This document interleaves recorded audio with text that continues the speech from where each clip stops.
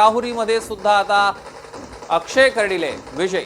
कुठल्याही पोटनिवडणुकीत खरं तर सौरभ आपण बघितलं तर अशा स्वरूपामध्ये कौटुंबिक अशा स्वरूपात कुटुंबातले सदस्य उभे राहत असतात आणि त्यामुळे ही निवडणूक बरेचदा बिनविरोध होते। मात्र आताची ही निवडणूक बिनविरोध झालेली नव्हती आणि त्यामुळे सगळ्यांच्या नजरा या निवडणुकांकडे लागलेल्या होत्या आणि याच निवडणुकीमध्ये एकीकडे सुनेत्रा पवार यांनी घवघवीत असं यश मिळवलं आहेच, पण दुसरीकडे अक्षय कर्डिले यांनी सुद्धा राहुरीतनं दणदणीत असा विजय मिळवलेला आहे आणि त्यामुळेच या विजयाचे खऱ्या अर्थानं त्या विजयासंदर्भात जर बोलत असतील तर ते बोलत असताना आपल्या वडिलांना त्यांनी श्रद्धांजली अर्पण केलेली आहे आणि एक सहानुभूतीची लाट होती, त्याचाच परिणाम सध्या आपल्याला पाहायला मिळतोय।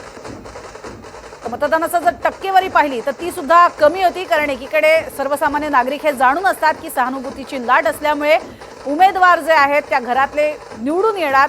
मात्र तरीही ही जी आकडेवारी समोर येते ती मात्र अभूतपूर्व अशा स्वरूपाची आहे। अक्षय कर्डिले हे सुद्धा राहुरीत विजयी झालेले आहेत, तर सुनेत्रा पवार यांना सुद्धा घवघवीत असं यश मिळालेलं आहे। अर्थातच या विजयानंतर कुठेही गुलाल उधळला जाणार नाही हेही स्पष्ट करण्यात आलेलं आहे, कारण एका दुःखाची किनार आहे या संपूर्ण निवडणूक प्रक्रियेलाच, कारण पोटनिवडणूक पार पडत होती, घरातले कर्ते पुरुष गेले आणि त्यानंतर झालेल्या या निवडणुका आहेत।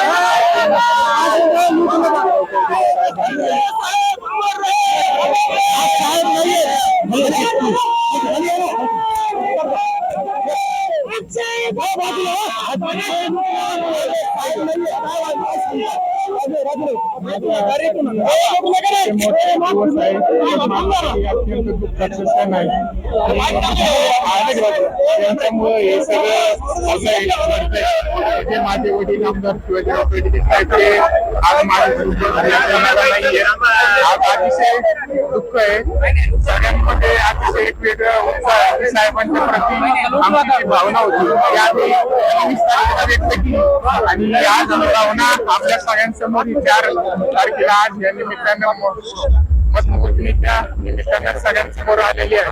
जनतेचा किती विश्वास आहे